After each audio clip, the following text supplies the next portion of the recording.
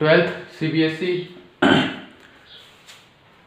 Topic अपना जो चल रहा था पॉइंट और पैराबोला। देखो पॉइंट और पैराबोला का मतलब है कि पैराबोला की इक्वेशन है अपने पास में y square is equal to 4ax।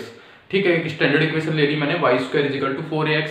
इससे अपन एक पॉइंट से सेटिस्फाइड करवा रहे हैं। मान लो एक पॉइंट है p x1 y1, उस पॉइंट से इसको क्या करवा रहे हैं, सेटिस्फाइड करवा रहे हैं। कहने का मतलब है कि अगर पैराबोला के अंदर अगर अपन एक पॉइंट को सेटिस्फाइड करवा दें तो वो पॉइंट यानी कि वो जो बिंदु होगा, वो पॉइंट होगा, वो पैराबोला के अंदर होगा, ऊपर होगा या बाहर होगा। तीन ही कंडीशन पॉसिबल है।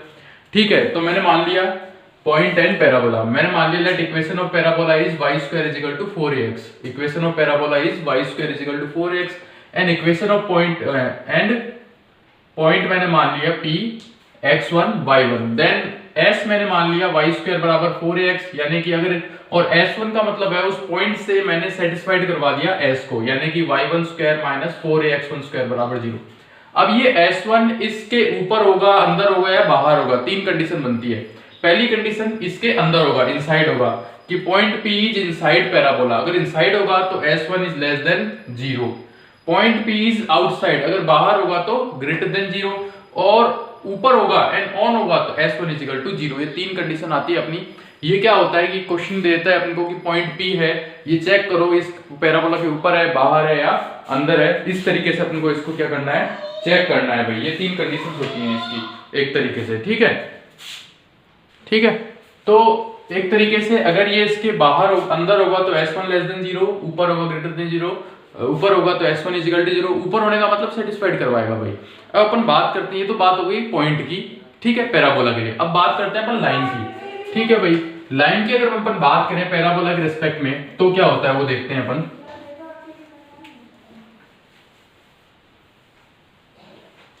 क्या है अपने पास में,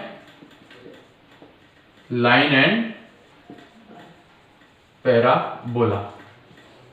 ठीक है, अब अपन लाइन के बारे में बात करते हैं पैराबोला के लिए कि let equation of parabola is y square is equal to 4ax and equation of line y is equal to mx plus c। ये लाइन की इक्वेशन है, y is equal to mx plus c। एक standard line की क्या ले ली मैंने, इक्वेशन ले ली। अब मैं बात करूं कि अगर ये y mx प्लस c इस पैराबोला के ऊपर है तो ये y इसको क्या करेगा, सेटिस्फाइड करेगा। तो आप इसको उठा के इसके अंदर पुट कर दो, यानी कि mx प्लस c का whole square is equal to 4ax। ठीक है, मैं क्या कर रहा हूं, मैं इस c की वैल्यू फाइंड कर रहा हूं। क्या कर रहा हूं, मैं इस c की क्या फाइंड कर रहा हूं, वैल्यू फाइंड कर रहा हूं। कैसे फाइंड करने हैं अपन, इसकी जो पैराबोला है उसकी टेंजेंट के बारे में बात कर रहे हैं। किसके बारे में बात कर रहे हैं, टेंजेंट, कि ये y is equal to mx plus c अगर इसका टेंजेंट है तो अपन को क्या फाइंड करना है, इस c की क्या फाइंड करनी है, वैल्यू फाइंड करनी है। और ये y is equal to mx c अगर इसका टेंजेंट है तो इस पैराबोला के ऊपर होगा। पैराबोला के ऊपर होगा तो अपन इसको क्या करवा रहे हैं, सेटिस्फाइड करवा रहे हैं। क्या करवा रहे हैं, इसको सेटिस्फाइड करवा रहे हैं। तो इसको सॉल्व करेंगे तो m square x square plus c square plus 2mxc is equal to 4ax। इसको और लिख लेते हैं तरीके से, m square x square plus x की वैल्यू लिख ली 2mc minus 4a plus c square बराबर 0।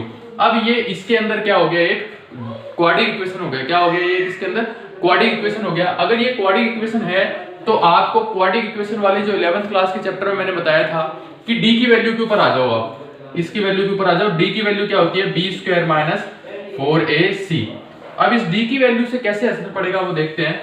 देखो b स्क्वायर का मतलब 2mc माइनस 4a का whole square minus 4m square c square.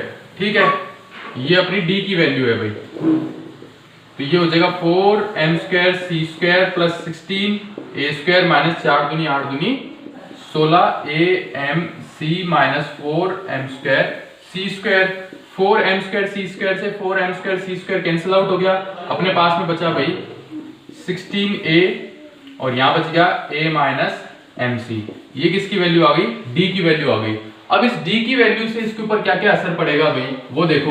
ये मेरे पास में पैराबोला है, ठीक है, ये अगर मेरे पास क्या है, पैराबोला है, तो d की वैल्यू अगर लेस देन 0 है, d की वैल्यू क्या है, sorry less than greater than 0 है d की वैल्यू। ठीक है, अगर d की वैल्यू ग्रेटर देन 0 है मेरे पास में तो ये जो लाइन होगी वो अंदर होगी। वो लाइन कहां पे होगी, अंदर होगी। और अगर डी की वैल्यू लेस देन 0 है तो वो लाइन कहां होगी, बाहर होगी, बाहर होगी, ठीक है। और अगर इसके ऊपर है तो डी की वैल्यू क्या होगी, 0 के बराबर होगी। ये तीन कंडीशन आप लिख लो भाई कि डी की वैल्यू लेस देन 0 आउटसाइड, कब, लाइन के लिए, किसके लिए, लाइन के लिए अपने पास में। तो अपन को चाहिए टेंजेंट लाइन। टेंजेंट लाइन का मतलब ये इसके ऊपर टच करेगी तो डी बराबर क्या हो जाएगा, 0। डी बराबर क्या हो जाएगा, 0, यानी कि 16a upon a minus mc बराबर 0। यहां से a माइनस mc बराबर 0। यहां से अपन को वैल्यू निकालनी है c की, तो a बराबर mc यानी c बराबर a अपॉन m। c बराबर क्या आ गया मेरे पास में, a अपॉन n। ये हो गई कंडीशन ऑफ टेंजेंसी। ये कंडीशन ऑफ टेंजेंसी निकल के आई हुई अपने पास में, ठीक है। और टेंजेंट लाइन की इक्वेशन अब क्या निकल के आ जाएगी, अपन इसको मिटा देते हैं, देखो सारे को यहां से डायरेक्टली वापस लिख लेते हैं।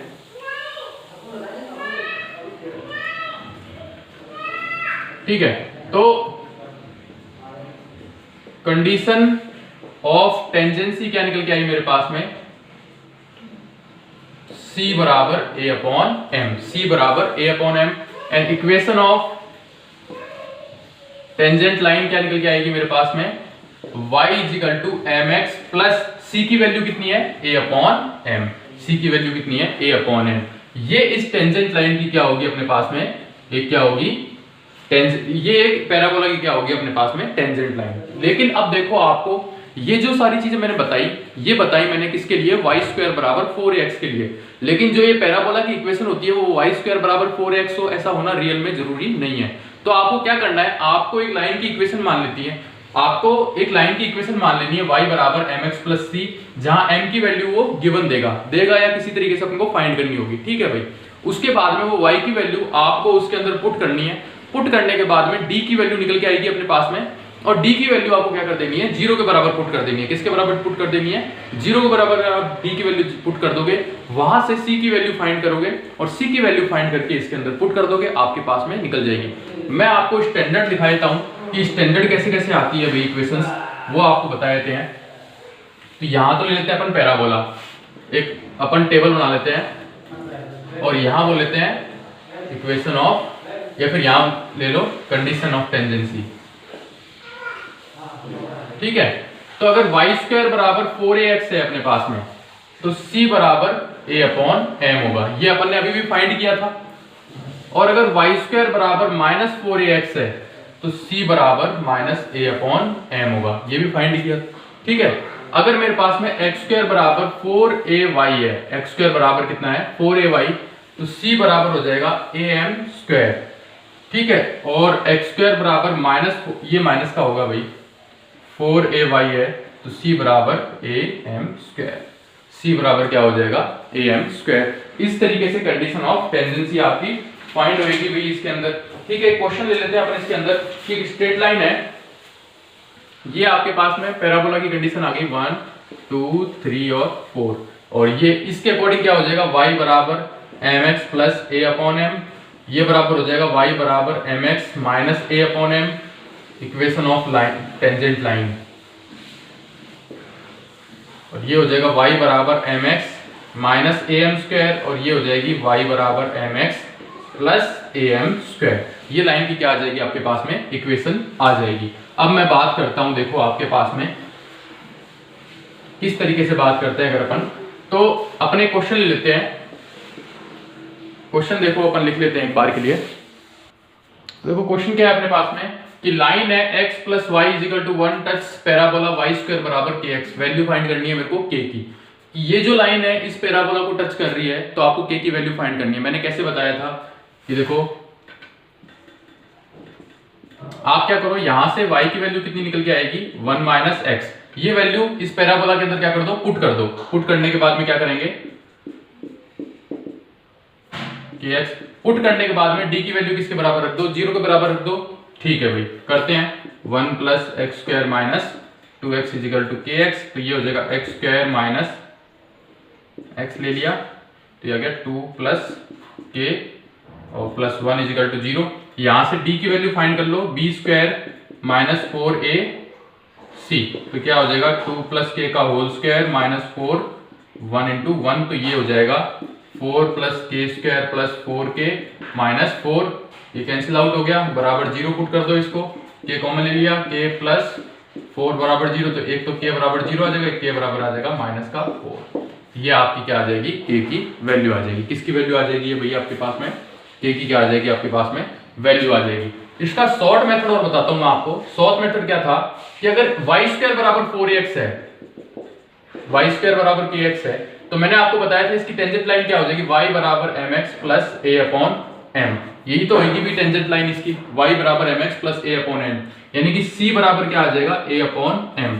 और अगर लाइन की इक्वेशन से मैं फाइंड करूं y is equal to minus x plus 1, तो y is equal to mx plus c, y is equal to mx plus c से इसको मैं कंपेयर कर रहा हूं अगर, तो m की वैल्यू कितनी आ रही है मेरे पास में, माइनस का 1, और c की वैल्यू कितनी आ रही है 1। पुट कर दो, c की वैल्यू 1, a की वैल्यू मेरे को देखो ये होता है, a की वैल्यू और देख लेते हैं, 4ax बराबर k दिया हुआ है मेरे को, ठीक है, यानी कि 4a बराबर क्या दिया हुआ है k, यानी कि a बराबर क्या आ जाएगा k बाई 4, तो ये हो जाएगा k बाई 4, और m की वैल्यू कितनी है माइनस की, यहां इधर पुट कर दो इसको, तो ये आ जाएगा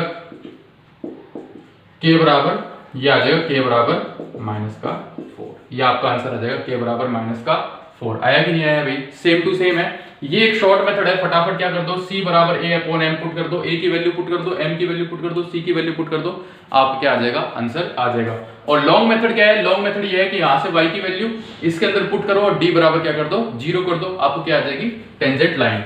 अब मैं बात करूं दूसरे क्वेश्चन की, तो दूसरा क्वेश्चन भी सेम यही है भाई, कि यहां से देख लो 2y बराबर x माइनस k, तो y बराबर आ जाएगा x by 2 minus k by 2, ये y की इक्वेशन आ गई, और यहाँ पे आ गया x स्क्वायर माइनस 4y, ये इसको टच कर रहा है। ये अगर पैराबोला है x स्क्वायर बराबर, ये एक पैराबोला है x स्क्वायर बराबर माइनस 4y, तो यहां से अगर मैं इसको शॉर्ट मेथड से करूं, लॉन्ग मेथड आपको पता है, शॉर्ट मेथड से करूं, तो इसकी मैंने इक्वेशन क्या बताई थी, इसकी टेंजेंट लाइन की इक्वेशन क्या बताई थी, y बराबर mx प्लस am स्क्वायर, यानी कि c बराबर क्या आएगा, am स्क्वायर। यहां से c की वैल्यू कितनी है, माइनस k बाई 2, यहां से मैं किसकी वैल्यू निकाल लूंगा, a की, यानी कि 4a बराबर माइनस का 4, तो a बराबर माइनस का 1 आ गया, तो माइनस का 1, और m की वैल्यू यहां से आ जाएगी 1 बाई 2, तो 1 बाई 4 हो गया भाई, ये 1 बाई 4 हो गया, तो यहां से 2 से भी कैंसिल आउट हो गया, तो k बराबर आ गया 1 बाई 2, k की वैल्यू कितनी आ गई आपकी 1 बाई 2। आप डायरेक्टली इसको पुट करके भी कर सकते हो, ठीक है भाई। इस टाइप से आप क्या आएंगे, क्वेश्चंस आएंगे। अगला टॉपिक जो अपने पास है वो है टेंजेंट, जो अभी अपन टेंजेंट लाइन के बारे में पहुंच गए हैं, देखो सारी बातें टेंजेंट लाइन के बारे में कर रहे हैं, तो अपन एक पॉइंट को फाइंड करेंगे कि भाई क्या हो गए इसके टच पॉइंट, क्या होंगे इसके भाई, कि अपन इसको टच कर रहे हैं जहां पर, तो पॉइंट ऑफ कॉन्टेक्ट क्या होगा इसका, point of contact of parabola, parabola का पॉइंट ऑफ कांटेक्ट क्या होगा वो देख लेते हैं अपन किस तरीके से करेंगे भाई, ठीक है भाई। तो equation of parabola is y square is equal to 4ax and tangent line is y is equal to mx plus a upon m, ये अपने पास टेंजेंट लाइन दी हुई है, ठीक है। पेंडेंस लाइन मैंने ये मान ली कि let point of contact is p x1 y1, ये मैंने पॉइंट ऑफ कांटेक्ट मान लिया p x1 y1। तो अगर ये पॉइंट ऑफ कांटेक्ट है अपने पास में एक टेंजेंट का इस पैराबोला के अंदर, तो अपन एक इक्वेशन इससे भी फाइंड कर सकते हैं। क्या इक्वेशन होगी भी, y minus y1 is equal to m x minus x1 is also, ये भी क्या होगी, इज आल्सो क्या होगी, इज आल्सो टेंजेंट लाइन, ये भी टेंजेंट लाइन होगी अगर भी इससे निकल रही है। मेरे को m फाइंड नहीं है भाई, लेकिन m देगा कौन, m देगा मेरे को पैराबोला, m कौन देगा मेरे को, पैराबोला देगा। और मैंने m के बारे में बताया था, m होता है आपका dy बाई dx।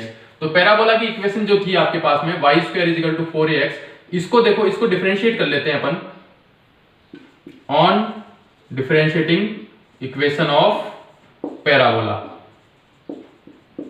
तो क्या हो जाएगी 2y y डैश का मतलब अपने पास में है, y डैश का मतलब है dy बाई dx, और ये हो जाएगी 4a हो जाएगी, यहां से y डैश बराबर क्या आ जाएगा 4a अपॉन 2y, यानी कि ये आपकी m की वैल्यू आ गई कितनी इसको कैंसिल करो 2a/y। ठीक है, ये m की वैल्यू आ गई 2a/y। यहां से इस ऐसे लिख सकते हैं अपन, इसे यहां से ऐसे लिख सकते हैं कि y = 2a/m।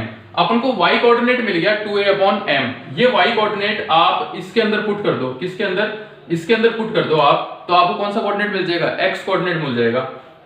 पुट y इन पैराबोला इक्वेशन।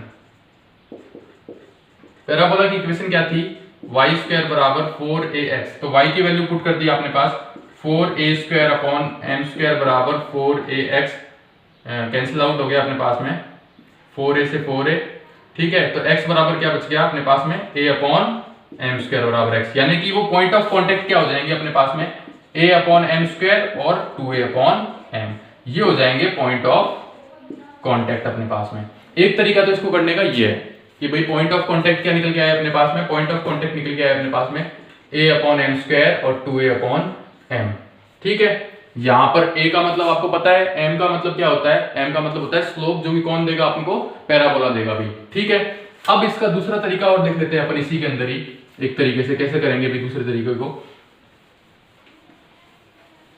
दूसरे तरीके में क्या होगा कि आपको मान लो इक्वेशन दिया हुआ है y² = 4ax। तो इसकी तो इसकी टेंजेंट लाइन क्या होगी, इसकी टेंजेंट लाइन मैंने बताई थी y = mx + a/m।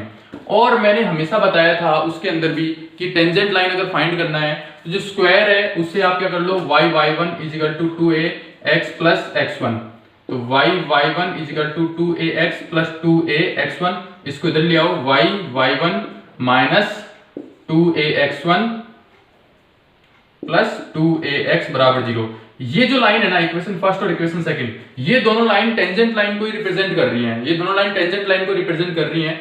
तो इन दोनों को कंपेयर कर लो, y - mx - a/m। अगर इनको कंपेयर करें अगर अपने पास में, तो कंपेयर करने के बाद में अगर इसको मैं देखो ऐसे करूं तो y = 2ax, y' का मतलब m - +2ax/, यहां पर रख लो m = 0। तो अगर इन दोनों को कंपेयर करें अगर अपन, तो कंपेयर करने पर मुझे एक चीज मिलेगी, कंपेयर करने पर क्या मिलेगी कि y जो अपने पास में c है अपने पास में, x के लिए तो मेरे को क्या मिल रहा है 2a/m। देखो x का कोफिशिएंट तो क्या मिल रहा है मेरे को 2a/m। x का नहीं होना चाहिए, y का होना चाहिए भाई। ये अपन ने गड़बड़ करी है कहीं पे, ये y का होगा। चलो इस कंडीशन को छोड़ो, अपने गोली मारो इसको, कोई बात नहीं। ठीक है, अब अपने अगले टॉपिक के ऊपर आते हैं अपन। अगले टॉपिक के अंदर क्या है, देखो भाई अपने पास अब प्रॉपर्टीज आ गई हैं कि एक पैराबोला है अपने पास। ध्यान से देखो भाई, एक पैराबोला है y² = 4ax। इसके ऊपर कोई पॉइंट है P और कोई पॉइंट है मान लो Q। ठीक है, P पॉइंट मैंने मान लिया at1² 2at1 और Q पॉइंट मान लिया at2² 2at2। ऐसे ही मानते हैं भाई अपने पास में। तो P पॉइंट से अगर अपन एक टेंजेंट लाइन खींचे और Q पॉइंट से भी एक क्या खींचे, एक टेंजेंट लाइन खींचे, तो दोनों किस पे मिलती है, मान लो R पे। दोनों किस पे मिलती हैं, R पे। तो इस R के कोऑर्डिनेट होंगे at1 t2 और दूसरा कोऑर्डिनेट होगा at1 + t2। at1 t2 का मतलब है उन दोनों कोऑर्डिनेट्स का जो अपन को दिया हुआ है t1 t2, उन दोनों का ज्योमेट्रिक मीन, और इसका मतलब है उन दोनों का अरिथमेटिक मीन। वही मेरा क्या कहलाएगा, R पॉइंट। इसी के अंदर अगर मैं एक छोटी सी बात करूं, प्रॉपर्टी नंबर 2 की बात करूं, तो देखो ध्यान से देख लो, लिख आप लेना इसको अच्छे से कि एक पॉइंट है और ये फोकल कॉर्ड है अपने पास में। ये कौन सा कॉर्ड है, फोकल कॉर्ड है अपने पास में। ठीक है, ये फोकस से निकल रहा है। अगर इस फोकल कॉर्ड के ऊपर से मैं एक खींचूं, इस फोकल कॉर्ड P और इस फोकल कॉर्ड Q के ऊपर से अगर मैं दो टेंजेंट लाइन खींचूं, तो दोनों टेंजेंट लाइन जहां पर मिलेंगी वो मेरा क्या होगा, डायरेक्ट्रिक्स होगी। वो क्या होगी, मेरी डायरेक्ट्रिक्स होगी। तो इसको भी लिख लेना कि अगर फोकस कॉर्ड से अपन दो टेंजेंट लाइन ड्रॉ करें तो वो जहां पर मिलेगी वो पॉइंट क्या होगा, मेरा क्या होगा, डिस्ट्रिक्ट क्या होगा, वो मेरा क्या नाम है, डायरेक्ट्रिक्स होगा। क्या होगा, वो मेरा डायरेक्ट्रिक्स होगा, इस तरीके से। ठीक है, तो ये दो प्रॉपर्टीज मैंने कराई हैं। आगे की प्रॉपर्टीज हम अगले वीडियो में करेंगे। ठीक है।